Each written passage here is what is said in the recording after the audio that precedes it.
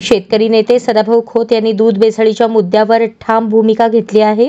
दुधात होणारी भेसळ ही फक्त गुन्हा नाही तर जनतेच्या आरोग्यावर चाललेला हल्ला आहे असं म्हणत त्यांनी शासनाला कडक कायदा करण्याची मागणी केली।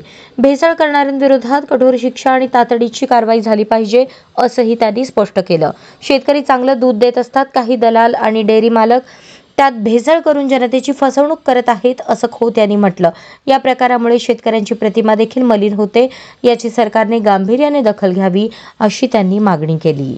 भेसळीचा कायदा कडक केला पाहिजे, भेसळ होता कामा नये।